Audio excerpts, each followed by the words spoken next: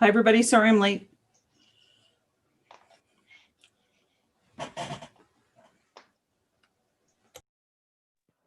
Yeah, no worries. Just go to mute, turn off your camera, and we're good.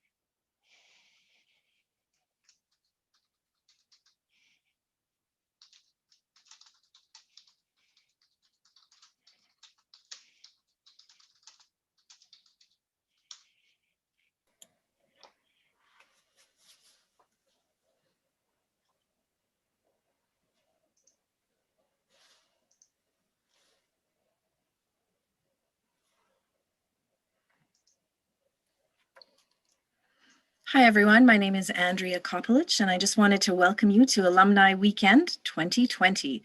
We hope you've all had an opportunity to catch a variety of different sessions all week long, but we're especially happy that you're here to join us today for our presentation from the Faculty of Arts. Our session will begin shortly. We're just going to give a couple of minutes to allow everyone a chance to log in. So while we wait, just as a reminder, as a bit of housekeeping, you can send in your questions at any time via the YouTube chat or comments, and they'll be forwarded on to our moderator. And a Q&A session will be hosted after the 3 presentations we have for you today. So just hang in there for a couple of minutes and we will begin shortly.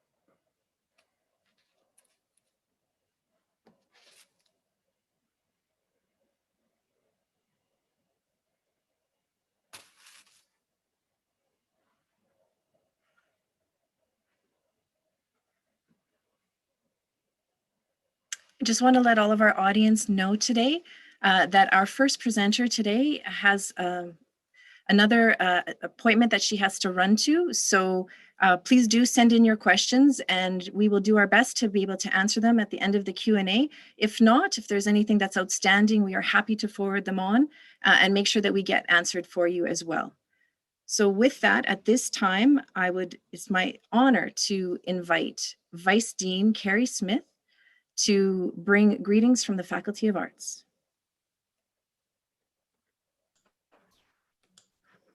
Good afternoon.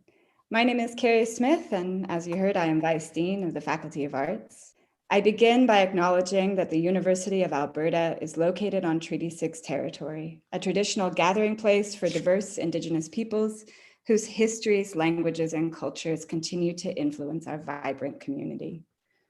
On behalf of the University of Alberta, the Faculty of Arts, and Interim Dean Steve Patton, I wish to welcome alumni, members, and friends of the faculty, and everyone joining us this afternoon. I would like to extend a thank you to the Office of Alumni Relations and an even bigger thank you to our phenomenal team here in the Faculty of Arts who organized this event: Sheena Fitzpatrick, Andrea Kopelich, and Cindy Welsh. And of course, thank you and welcome to our panelists this afternoon representing the fine arts, social sciences, and humanities. Aidan Rowe, art and design, Keisha Supernant, anthropology, and Julie Rack, English and Film Studies. You'll hear more about them in a moment. This afternoon's panel lecture and presentation is a signature event in the U of A's annual celebration of alumni. In the Faculty of Arts, this means that this gives us a moment to celebrate the 50,000 plus alumni living here in Canada and around the world doing great things. Even as this year's celebration looks just a little bit different than in years past, even remotely, we can continue to build and raise up our arts community. The topic of this afternoon's panel discussion, "The Future is Arts," is very timely. Arts graduates are positively and progressively engaged with the world and in the creation of a future that works for all of us. Indeed, 2020 has been a lesson in thinking about and creating this future as the environmental, medical, and humanitarian crises that were joined with the ongoing inequities and structural violence that form part of the foundation of our society. But there is another equally important foundation on which our society is built, and that is arts. The core competencies of innovative thinking, ethical and critical reflection, and creative problem solving, fundamental skills which arts graduates typically bring to the workplace and indeed to the world. These have never been more relevant or urgent. Our moderator this afternoon, Todd Hirsch, is a proud arts graduate who takes every opportunity to advocate on behalf of an arts education. Indeed, he is often referred to as Alberta's economic philosopher. Todd is the Vice President and Chief Economist for ATB Financial. He holds degrees in economics from the University of Alberta and the University of Calgary. For over 25 years, he's worked as an economist at numerous organizations, including the Canada West Foundation and the Bank of Canada. He is a prolific author who has published 3 books and numerous magazine and newspaper articles. His more recent Spiders in Space, Stories of Adapting to Unwanted Change feels like a particularly good fit for reading material when thinking about the resilience of arts graduates in these transitional times. He is the board chair of the Calgary Arts Academy and serves on the boards of the Glenbow Museum and the Alberta Ballet. Welcome, Todd, and to all of you, please enjoy this afternoon's presentation. Well, thank you so much, Carrie, for that very kind introduction. I just can't tell you how pleased I am to be part of the University of Alberta's Alumni Weekend. It feels great, even though we're not together in person this year, but it feels so good to be with a lot of my former U of A students and alumni. I always think so fondly of my time at the University of Alberta. I was born and raised in Edmonton and did attend the University of Alberta. And then I accidentally moved to Calgary, where I've lived for the last 31 years. But I have a chance very often to be in Edmonton and love any chance I get to be on the U of A campus. And for several years, actually, I had an opportunity to be a sessional instructor in the Faculty of Business in their executive ed program. So I've always sort of kept my fingers in the U of A and do so very fondly. Thank you for inviting me to moderate this session this afternoon. I was really excited when I was told that I had been asked to do this, especially given the topic, the future is arts. During the COVID time and over the summer, I had a lot of time to, as probably a lot of us did, a lot of time to do some reading. And one of the great books I read over COVID was called Think for Yourself. The author is a Harvard economist or professor, Vikram Mansharamani is his name. But Think for Yourself really challenged me in some of my thinking. What Vikram is talking about in this book is the idea that you need experts. You need that deep level of understanding in certain areas, absolutely. However, he also warns us that sometimes we are in danger of abdicating too much of our decision-making to experts or to GPS or to AI. And while all those things are very, very important, what we need are generalists. Experts are great at creating dots. Generalists are what connect the dots and make sense of a very complex world. And at no time, I don't think in no time in the past, has our world been more complex than in 2020. Given geopolitics, given economics, given what's happening here in Canada with the pandemic, a lot of things going on, and we need generalists to connect dots. Now, arts grads, although we are definitely experts in our own right, I think what we are especially good at doing is connecting dots, making sense of a lot of complexity. Now, that's why I love talking about the importance of an arts degree, and any chance I get, I talk about the importance of an arts degree. And the three speakers we have this afternoon are going to each very, very different backgrounds and different areas of their own expertise and knowledge, but that is what they are going to talk about, their thoughts around the importance of an arts degree and the future is the arts. Now, before I introduce our first speaker, I do want to remind everybody we are going to have lots of opportunity for your questions. So send your questions in through YouTube, and then they are going to be compiled and they are going to be sent to me. So I will have a chance to moderate the questions and ask at least our two remaining speakers. I know Julie does have to duck out, but we will have a chance to do that. So get your questions ready.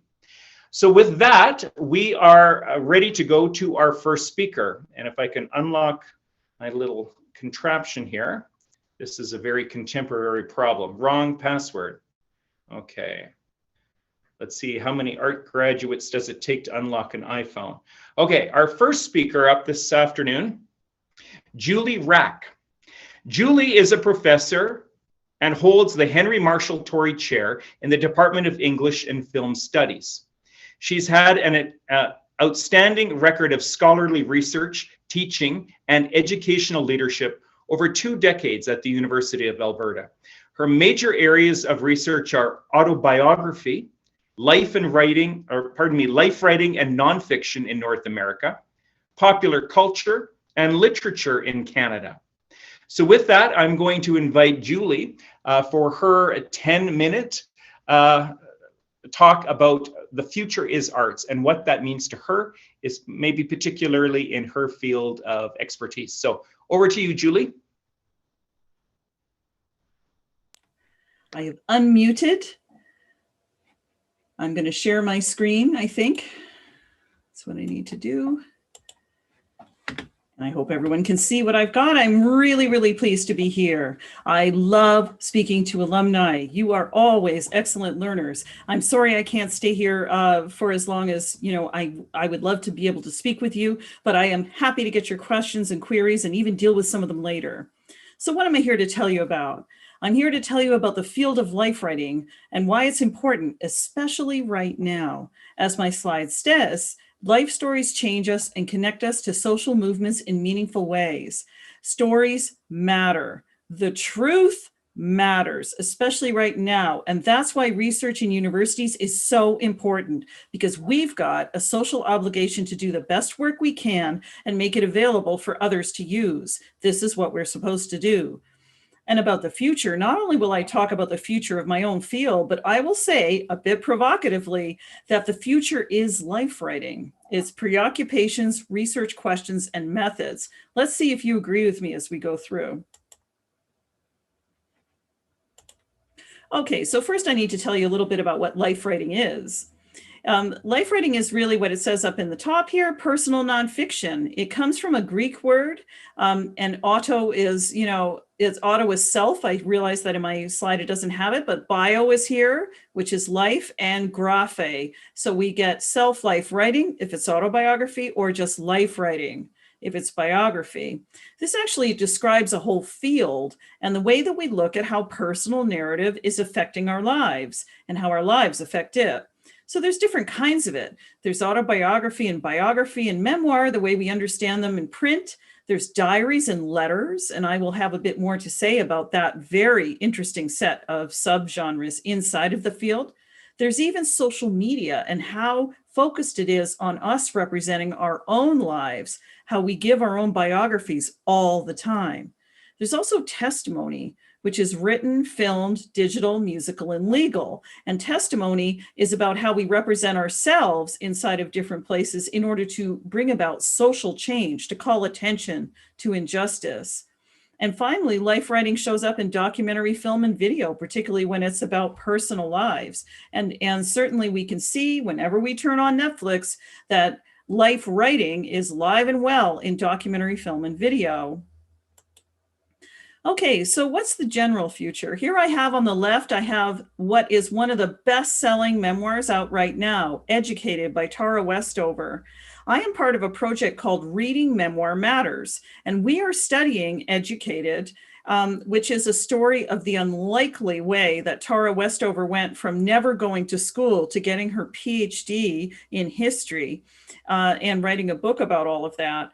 Recently, I went to a live event where Tara Westover was being interviewed for some alumni at a women's college in the United States. And because it's COVID, it was being broadcast, and over 40,000 people tuned in to listen to her talking about her memoir.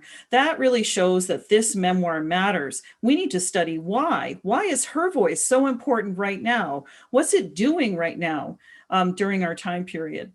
On the right is another memoir that's just come out by one of the founders of Black Lives Matter, which is the movement to end anti-racism to end anti-Black violence and end racism, as well as anti-Indigenous violence, and which points out that this is one of the most pressing social issues of our time. This memoir is by Patrice Concolors, who's using this form as a testimony to tell a personal story. And it's also a social story. So this shows you what the power of memoir is. It can take the personal and it can make it political, but it can also take political things and bring them down to the personal level so that you can understand them. I'd like you to notice too, this memoir wasn't just written by one person. It was in collaboration with someone. And there's a foreword by a famous Black activist, Angela Davis. So memoir isn't always written by one person. It's also being written about, it can also be written by many people. And we also have to study how it's produced. There's a whole team of people, editors, publishers, marketers who make all of that happen. So that's partly the kind of thing that I study, but I also think it's really important for us right now. Life writing also involves old and new media.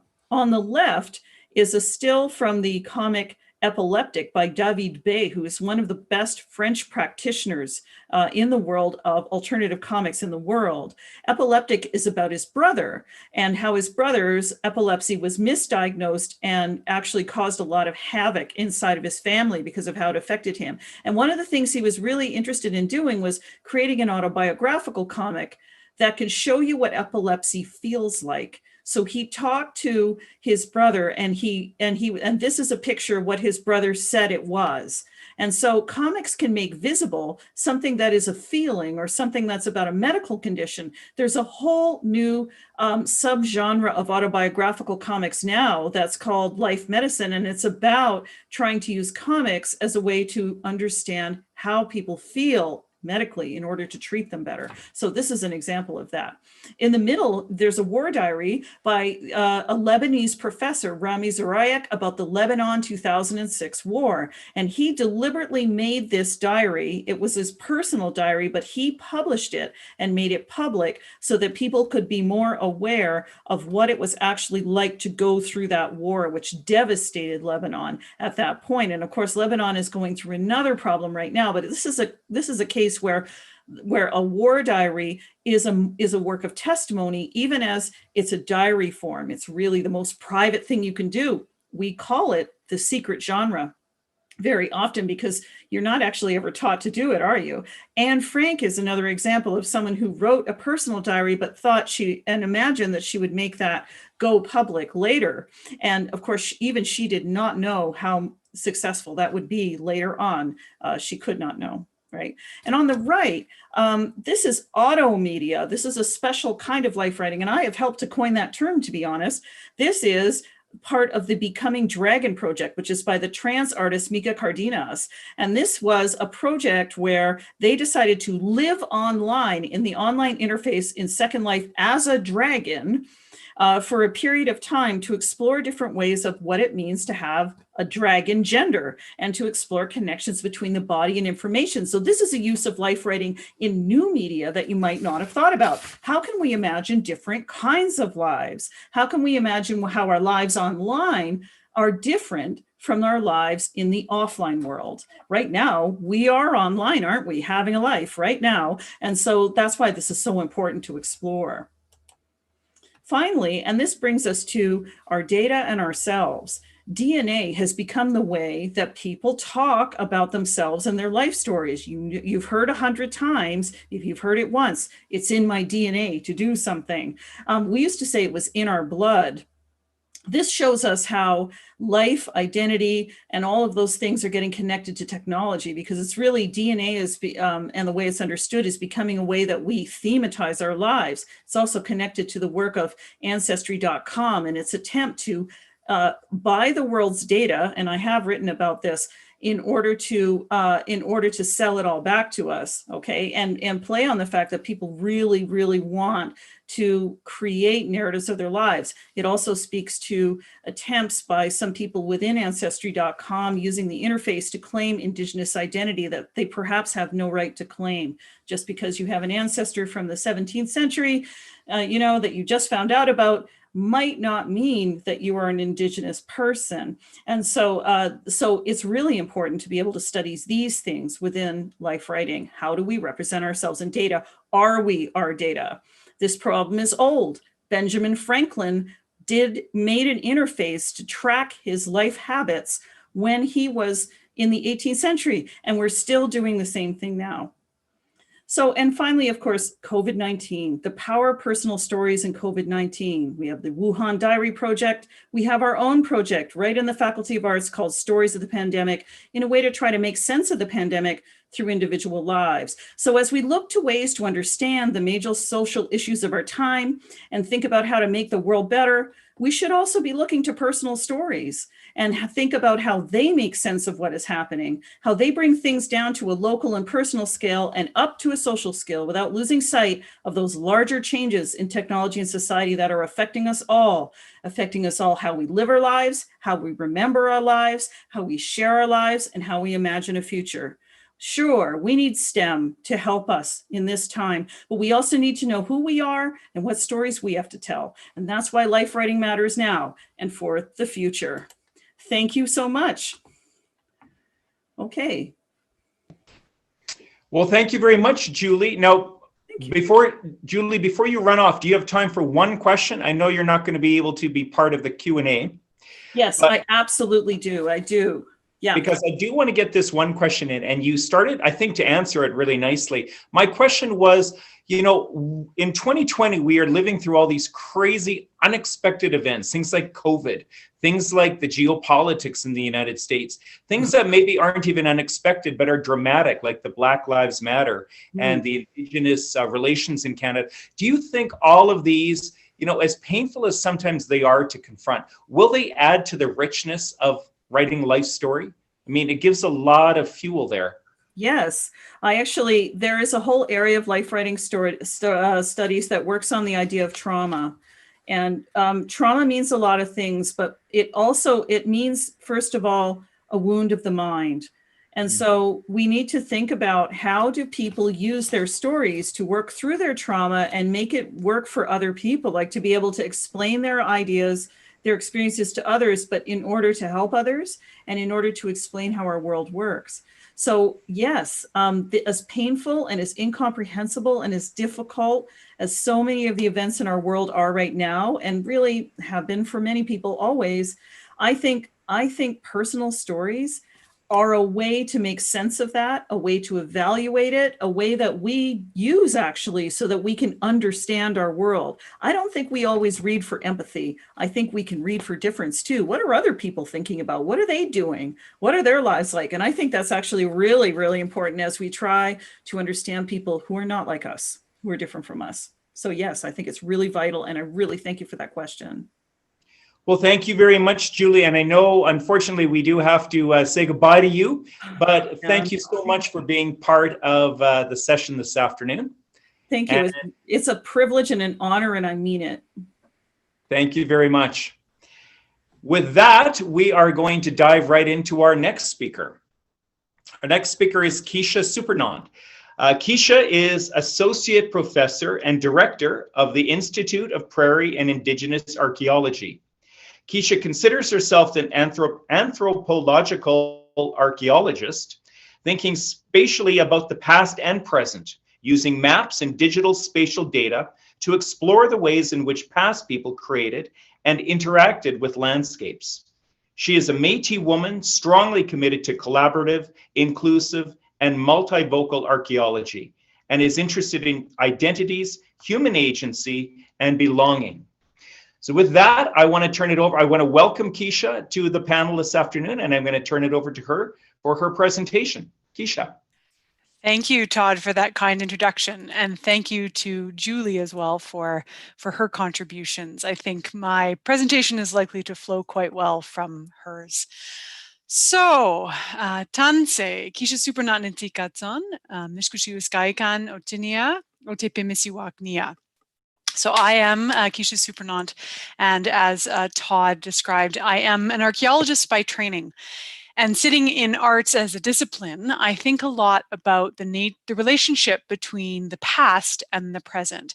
So my presentation today is called Reconciling the Past for the Future, because I think as we move forward in these trying and interesting times, we need to think about what it means to reconcile the past. And particularly what I mean here are the pasts on the lands in which we currently reside.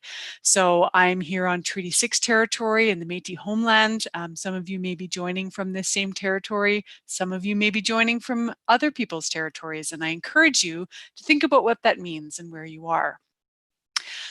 So my research is informed very much by my personal story. So Julie's discussion around how our stories inform our lives. I am Métis. I am from these lands. I have very deep family roots to this place we now call Alberta. In my on my Métis side, on my dad, and British ones on my mother's side. So here you see some of my ancestors, including Alexis Supernant and Marie-Flora Gauthier. And Marie-Flora Gauthier was born in Lac-Saint-Anne in 1883, and Alexis Supernant was born in Lesser Slave Lake in 1870. And my Métis roots go even deeper than this, including, this is the script application you see of my 3 times great-grandmother, Louise Gladue, who was first cousins with Chief Papasteo of Papas Chase, whose reserve land should have been in the southern half of Edmonton. I tell you this because it really matters to me, my story, and where I come from. And it is important for me as a Métis person to emphasize my relations to start with. But heritage matters to all of us. We all have the stories from where we come from, and those inform who we are, and it informs where we go. As an archaeologist, I think a lot about the human past. How do we know about the human past? The stories that we don't necessarily get handed down, the stories that are not always told. So we know about the human past in a lot of different ways. We know from written histories, but as we know as well, histories are not always written inclusively. They privilege certain voices and certain ways of telling of the events of the past. Genealogy, Julie talked about DNA. Genealogy is another way in which we can trace back our ancestral roots and other things along those lines. So that can be a really important tool. Those oral histories, and in some cases this means the stories our grandparents tell us, but in many Indigenous communities this is a way of actually recording history for sometimes thousands of years. It helps to inform who communities are, where they belong, and how do they live their lives. And then of course there's archaeology, so studying the minutiae of daily life of the past. How do the traces of what people left behind tell us about their stories? And the point I think I want to make here most clearly is that students and people learn about the human past in arts degrees and from arts graduates. So we are the ones as professors in arts who tell and teach the scholarly stories of the past. And that comes with particular types of responsibilities. And importantly, I think we need to ask ourselves, who tells stories of the past? Whose voices are privileged? What are the histories that we get taught, anywhere starting in our K-12 education, moving into post-secondary? What are the narratives we hear in the media? So one of the things I think a lot about is one of the biggest archaeological stories in Canada over the past few years is the discovery, quote unquote, of the Erebus and the Terror associated with Sir John Franklin. But the truth is that they were never actually lost. The Inuit communities had clear stories about those. And it took until the archaeologists came in to suddenly tell these stories. These are two examples from Joanne Hammond, who's on Twitter at Kamloops Archeo, and these are shared with permission. And these are a rewriting of historical signage to try to undermine the kinds of narratives that are typically consumed in these types of signage, which are about pioneer families or early explorers. But these lands have very deep Indigenous histories, and those histories were often erased through the arrival of explorers and settlers. So it's very important to think about who's telling the stories. And then thinking about the past of the lands in which we're situated. So again, here at the University of Alberta Alumni Weekend, and thinking about the lands that the university itself is situated on, right? These are places of gathering for 8,000 plus years of multiple Indigenous communities. The actual land the university is situated on was a river lot owned by Laurent Garneau and Eleanor Garneau, and they were Métis, and they had close connections with Chief Papaseo, took in his children. They took in their children, and there's a lot of interconnection here. This is also land in the city that we know as Edmonton that should have been Papa's Chase Reserve land, and it was taken away. So it's really important, if we're going to build a future for everyone, that we understand the past and we understand what stories are told and what stories are not. And so, yes, this is what sometimes is missing. Thousands of years of Indigenous history, and also telling Indigenous stories of vibrancy and resilience, not just ones of trauma, and not just ones. It's very important to learn the legacy of residential schools, yes, but how can we tell stories of Indigenous vibrancy and resilience? The relations that Indigenous communities still have to this land and the belongings of the ancestors that are held in these lands now, and the connections between those deep pasts and the present and the future that we want to build together. So a lot of my work is grounded in reconciliation and also rights. So this is an article from the United Nations Declaration on the Rights of Indigenous Peoples. I won't read it for you. You can read it here. It's Article 11. But at its core, it emphasizes that Indigenous peoples are the rightful stewards of their pasts. And this is really important because right now, in a place like Alberta or in Canada, we need to face is, how do we allow Indigenous communities to be the caretakers in the ways that they need to be? So I do research around heritage and reconciliation. And the foundation of my research and my teaching practice, and what I really think we need to be aware of in the future of arts, is these core principles, which is recognizing that Indigenous peoples are the rightful stewards of their own pasts, recognizing that Indigenous peoples also have their own way of telling history. Sometimes that intersects beautifully with the histories and the archaeology that we tell. Sometimes it's divergent, but these are two ways of knowing history, and they both have value. Increasingly, I work on projects that are driven by Indigenous community needs. They come to me. I have expertise in archaeology and in all these related technologies. They want to answer an interesting question. We can work together to build research projects that meet all of our needs. And then my students get to see how that process actually works. And then we'll talk about knowledge sharing. We talk about communication. How do we work with Indigenous communities as scholars, but also as they move out into their careers elsewhere in the world? So ultimately, my goal is looking at the role of Indigenous pasts also for Indigenous futures in the lands we call Canada. And this is where this community engaged and community driven research comes in. The image you see here is I'm doing a ground penetrating radar survey looking for missing children who were buried around the Muskowgan Residential School in Saskatchewan. And this is very difficult work, but this is the type of work that we need to do if we're going to be able to reconcile for the future. We need to tell the truth first, and then we can move toward reconciliation. So this is the type of work that I'm involved in now, and it's become really important work that I get to, I'm honored and privileged to be involved in. And then ultimately we need to think about policy, right? Many of our graduates from arts end up in places where they influence or write policy. And one of the areas that we need to face is heritage policy. How do we support Indigenous heritage?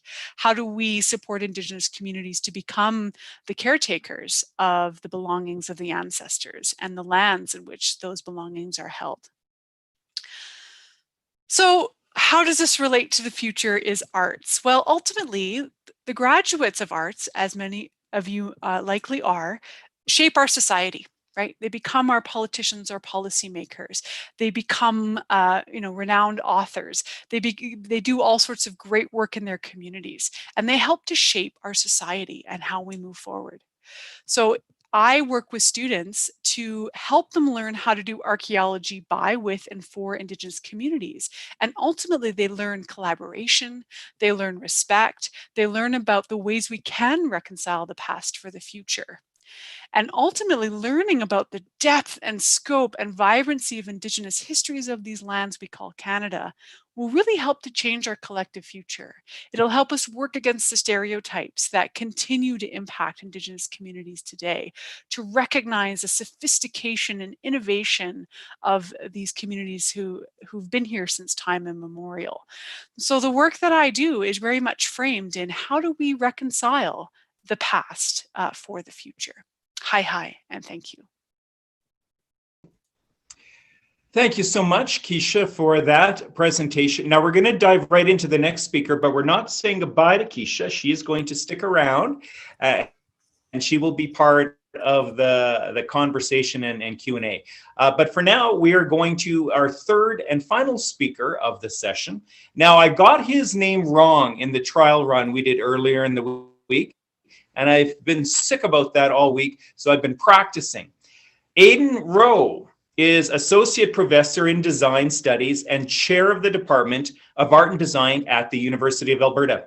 He teaches design theory, research, and practice to undergraduate and graduate students. He's active in design, consulting, and research work in the areas of design, pedagogy, critical design, information visualization related to social media, and the role that culture, collaboration, and communication play in design in and for the 21st century. So with that introduction, I'm going to turn it over to our final speaker, Aidan Rowe. All right, let's get this going. Perfect. I think everybody can see that. Is that right? Awesome. All right. Thanks for that introduction, Todd. And thank you for both Julie and Keisha and their presentations before. It's always difficult following those two, but we'll talk about design. And I think there's a thread line through everything here in some ways, going through there in a little bit. So I want to talk again about our futures, but designing our futures. And particularly, I want to talk about something that's called wicked problems, which we're surrounded with. And I think every presentation has talked about this in some sense already through here. So in the first instance, I want to start with Marx. And the key thing I really want to take from this quote that Marx talks about is that really in design, what we're interested in is changing the world. We're really interested in that. And that's the kind of de facto reason within design. And that's what I'm going to talk about here today. So I want to begin with a story.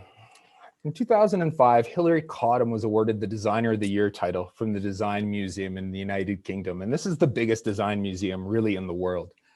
And her work focused on redesigning prisons, schools, and healthcare systems. And the public, who had voted overwhelmingly for her, it's a public competition, recognized meaningful design work. The design industry, though, especially in the UK, really wasn't convinced.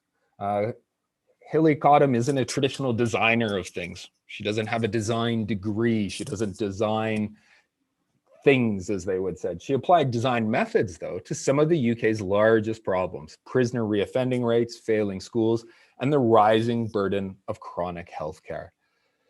And I want to argue that this work is really indicative of new design practices, applications, and opportunities, where design, or at least the vanguard, is at the forefront of helping to address serious societal issues. So, how do we address the increasingly complex challenge we're facing in the 21st century? Societal problems were once localized. We can think of maybe by geography, discipline, or audience. But in the 21st century, these problems span traditional disciplinary boundaries. They're systemic and resist established means of address. Aging populations, collapsing industries, climate change, chronic disease, a little thing called COVID-19 are just a few of the complex challenges that we face. The academic Horace Riddle labeled these types of challenges as wicked problems, and he described them as a class of social system issues, which are ill-formulated. The information involved is confusing and variable. It involves stakeholders with conflicting values, and the ramifications are thoroughly complicated. And those four things are, if we look at any of those, the challenges, the major challenges we face now, those are words we would use to describe them. So Riddle saw these problems everywhere, from industry to educational organization to political systems.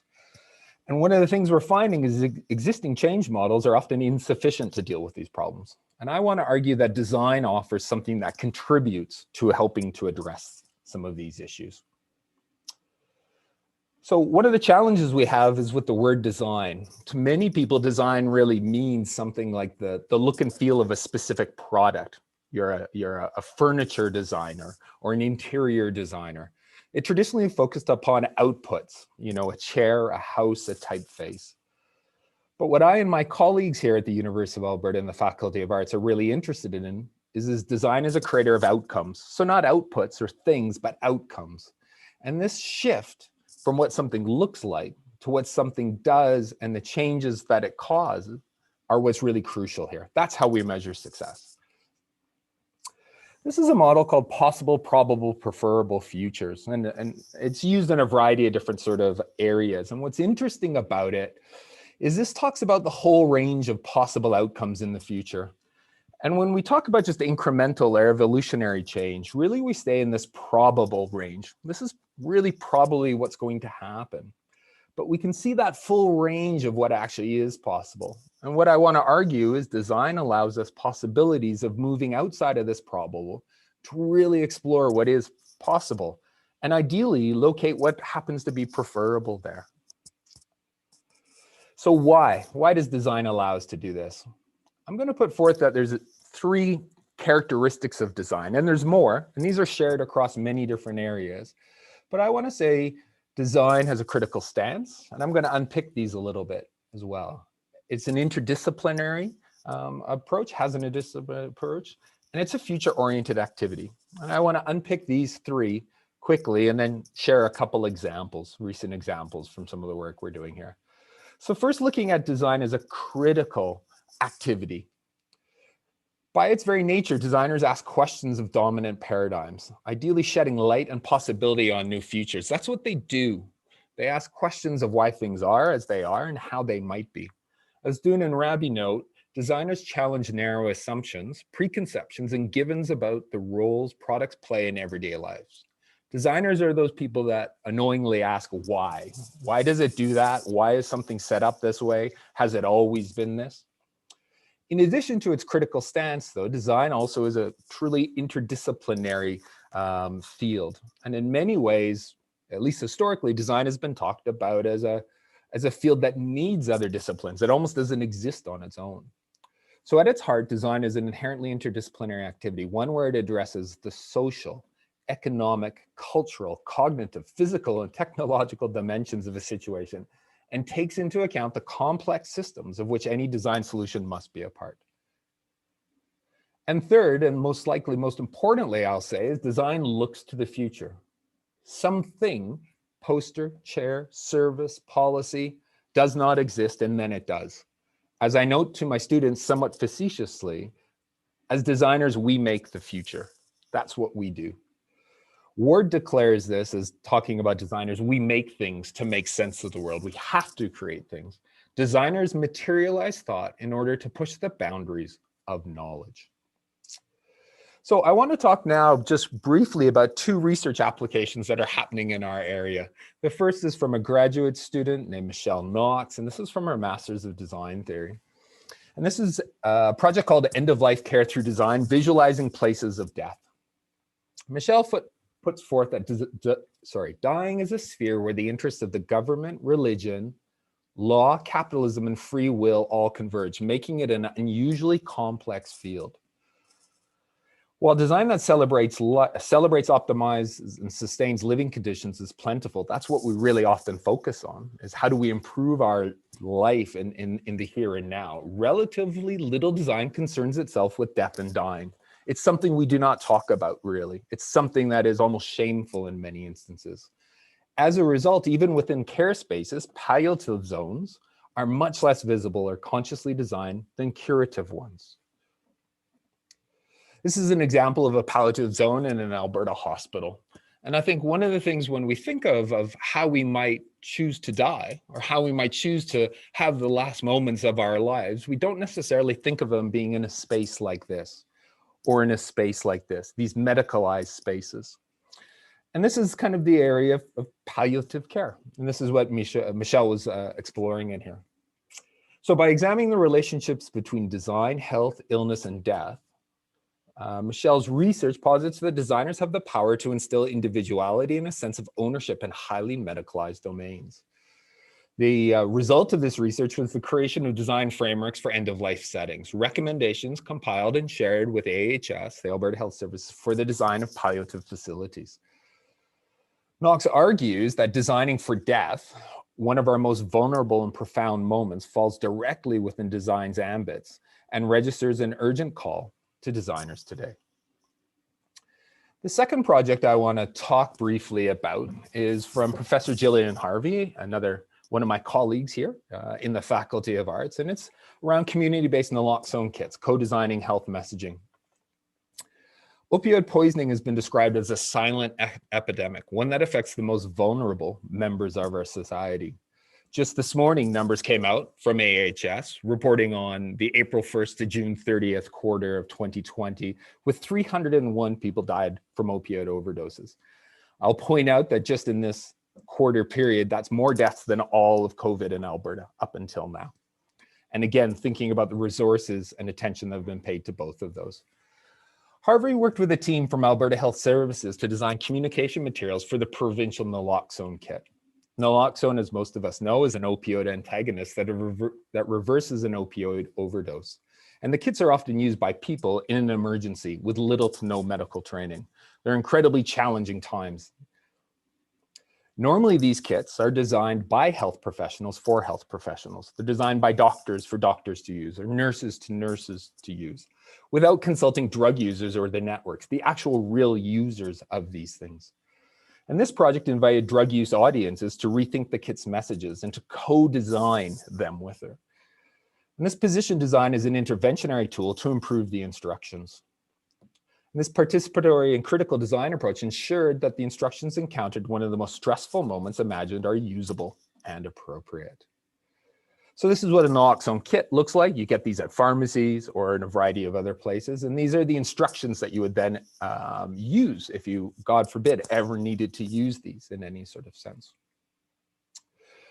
And to conclude, as design theorists Buchanan notes in discussing an expanded design practice, what many people call impossible may actually only be a limitation of imagination that can be overcome by better design. And what I put forth here, design offers us a critical, interdisciplinary, and future-oriented approach to help address our 21st century wicked problems. Thank you. Thanks so much, Aidan, for that presentation. And I got to thank all three of the speakers for following the timelines. I cautioned them earlier in the week in the dry run to try to keep it on time, to keep it to 10 minutes. You guys did a great job, and that has left us some time now for some questions. So we're going to dive right into the questions here. And I think some questions should start popping up in the chat. Here we go. And I'm going to read this out more or less randomly to Keisha and Aidan, and I'm going to let either one of you jump in. I'm not going to pick on either one of you unless the question is specific to you. The first question, how do you think arts graduate will make a difference in the current uncertain climate we find ourselves in? Now, I know both of you talked about very, very specific topics. This question is quite general about arts graduates, but what do you think about that? How will they make a difference in these uncertain times? So one of the things I think is a strength of arts graduates is there's a certain degree of being able to tolerate ambiguity. So many of the ways in which we learn and study and research in arts doesn't have one right answer necessarily. There are different ways to interpret, different ways to make sense of it, and it's more important to back up your interpretation with a solid grounding than it is to actually arrive at the correct answer per se. So that tolerance of different ways of coming to a solution is a hugely important skill in an uncertain world, because it means we're not set on this is the only path forward. We can imagine and think about what the best path forward might be, and then think about the evidence that is for that, and then make an informed decision while not necessarily having to get it right. I think that's a profound statement that, you know, where our culture, at least my culture growing up over the last 54 years, you know, it's been all education has been around what is the correct answer. And I think we're at a point now, and have been for some time, where we're challenging that notion. Is that really education? Aidan, do you want to respond maybe from a design perspective? Well, I think one of the things that's built into an arts degree is that forced interdisciplinarity as well. I mean, one of the things that's interesting for me is I've taught in numerous other places, but I've taught in art and design schools, sort of really separate schools. And for me, one of the reasons I decided to come to the U of A was the chance that I am in a faculty with philosophers, with anthropologists, with a huge range of different professors, students, people within there. And to me, that's where design belongs. And that was really part of it. And so what that means is my students, you know, this semester we're running projects working with everybody from people in the Faculty of Medicine to business to a variety of different sorts of things. If I'm correct and I look at the identity that Keisha's got for her institute on there, that was designed by one of our students. So all of a sudden these conversations that are, they're not uncomfortable, but they're often using different languages and different histories and different viewpoints. It's a forced training of when we have to have those conversations later, as we know, when we move outside of our kind of safe ground. And so the Faculty of Arts and an arts degree, that's just built in. And so that's a huge bonus. I'm going to put this next question maybe back to Keisha, maybe because, well, I don't want to pick on you, Keisha, but you're the youngest of the three of us. So I think you are. I don't know. You're both definitely younger than me. But here's the question. What do you think arts education how will it change over the next 50 years? Well, that's a small question. Well, I think this again comes back to the moment in which we find ourselves. While we have been kind of forced into engaging with technology in new ways that sometimes are quite uncomfortable for some of our colleagues, I actually think it's provided this really wonderful opportunity to imagine how we better serve our students. And because we have a whole diversity of how students learn and engage, some people really love the environment in which we're in, and they're finding it's really expanding their capacity to be able to learn. Others are finding it extremely challenging. But I think we're going to learn to have to be more flexible in the way we deliver our arts education. I think we'll always be dealing with the wicked problems that is the foundation of arts, and I hope we can continue to hold that. But I think we're going to have to find new ways to engage different students, different learners, and expand our scope to include different ways of teaching and learning as well. So that's what I hope that we continue to focus on becoming more and more inclusive, so that folks who may see barriers to entering into our educational spaces encounter those less. I'm a first-gen Indigenous student, so the barriers I faced were different than some of my colleagues. So I hope we can build a very inclusive and supportive space for a large diversity of learners, because that is what's going to make our future bright. Aidan, do you want to comment on that? I loved your little graph, or your visual, by the way, of the probable, possible, and preferred. So how do we get to the preferred for arts education in 50 years? Well, I think building on Keisha's, one of the things that she talked about is this idea of inclusivity, and really, and that can be very sort of structural. How are we inclusive to different types of people with different histories and that, but that also means different ideas, different approaches, different different, a variety of different sort of inputs. And what that actually does, as oddly, we're coming back to that first question, there is no truth, there is no single way. And so all of a sudden, I think that's one of the things that's really interesting, at least as a designer. Often I get to be the person who asks a stupid question of like, why do we do it that way? Which is a really simple question, but it's a pretty annoying question a lot of times as well, because there's often no great reason, or the reason often is because we've always done it that way. That's just the way it is.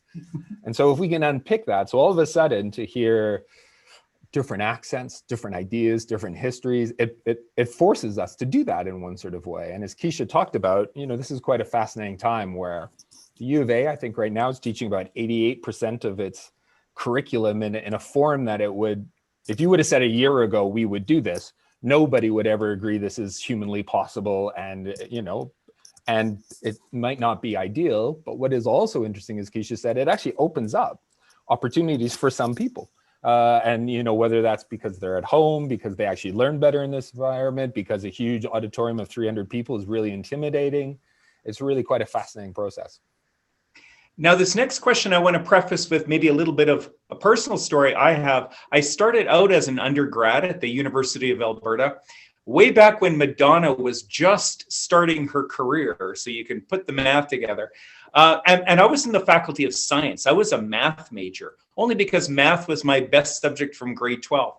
But in my second year, I switched from the Faculty of Science to the Faculty of Arts and studied economics, which alarmed my father because he did not really know what arts was about. He could understand you're studying math, but I was attracted to economics as in the humanities because now we're using math to solve some problems, to design some solutions. And I thought that was a better way. And for me, it certainly turned out to be the right path. Now, the question that came up was relevant to this. What advantages do arts graduates have? And does it seem to, are they able to focus on specialized professions? Do art grads have an advantage over others or not? What do you think? I'll let either of you dive in on that. Do you want to go, Keisha, or not? I've gone first the last couple times. Okay. Well, clearly, Todd, the answer is yes. Obviously, the answer is yes within there. And I don't actually think it's an either or. I think that's the beauty of often within an arts degree. As you talked about, you did an arts degree or came into economics, which is a specialized profession. Anthropology, a variety of opportunities within here. Criminology, even design is seen as a specialized profession. And so ideally, I would hope that often students almost have this sort of funneling approach. We start really broad. We have this in the idea of a sort of liberal arts education of being introduced to all these things, of actually sort of, who knew, as you said, you were good at math and you followed up with math because math is in high school and there's no real economics necessarily in high school or anthropology as much. So all of a sudden those exposures, those opportunities of finding that, and then the focus through there, the specialization. So ideally, I think it's the best of both worlds where you can do that with it. Keisha, any thoughts on that? I do. I think one of the things that we could be better at in many of our disciplines is communicating to students what they're taking with them.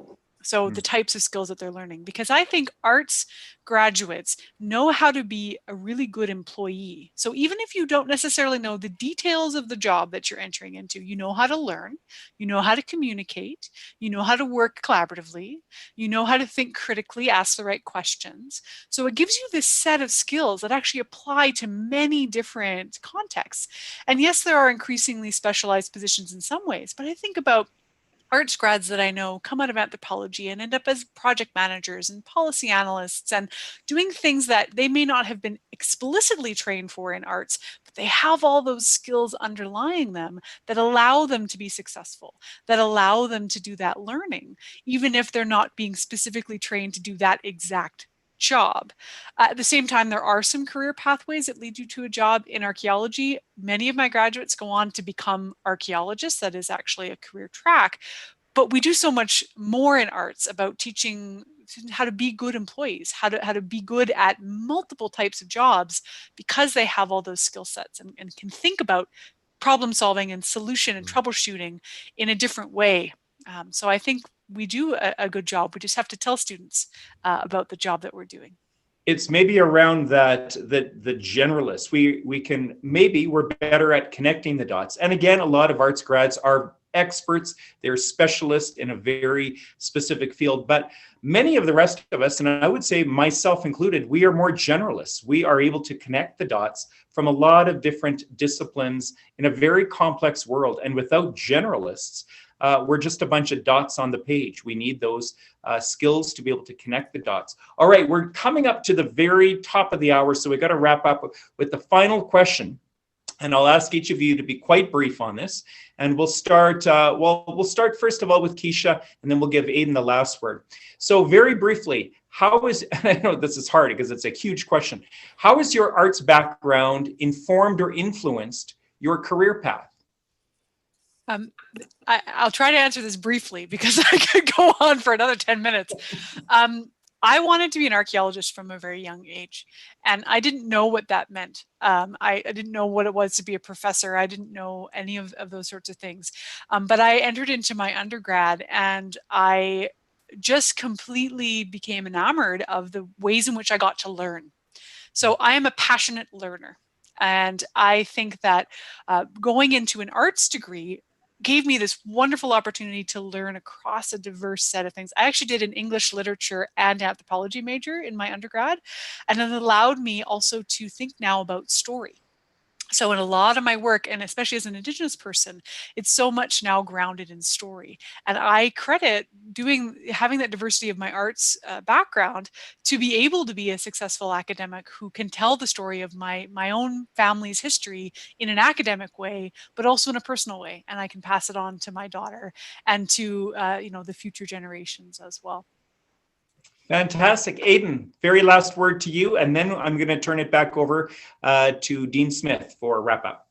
Well, similar to Keisha, I had always wanted to be a designer. I went to school to be a designer, and the arts degree really opened up that possibility, even as you had talked about, Todd, the idea of an economist, but moving into the idea of actually affecting change in the world, of moving beyond just numbers or these sorts of things, so actually seeing the application of that. And so for me, that was a huge part. And returning into academia, Keisha alluded to this, it's, I think, obviously the best job in the world, because I end up learning more, stealing more from my students every year than than I think I give back. But it's a continual continual learning experience through there, and that was foundational for my arts degree to begin with, definitely. All right. Well, thank you so much to both of you. Now, it turns out I'm not turning it over to anyone to wrap up. I am wrapping up, but I do want to thank Vice Dean Carrie Smith. Thank you to the ASL interpreters, Pam Brené, I think I'm pronouncing that right, I hope so, and Helen McLeod. And thank you to the Faculty of Arts for hosting this panel discussion. I've been fascinated by three very, very interesting presentations from very different backgrounds, but nice to be with all of you. Thank you to all who participated, and from the University of Alberta, from the Faculty of Arts and the Alumni Weekend, I will sign off and wish everyone a great afternoon. Thank you. Thank you. Thank you.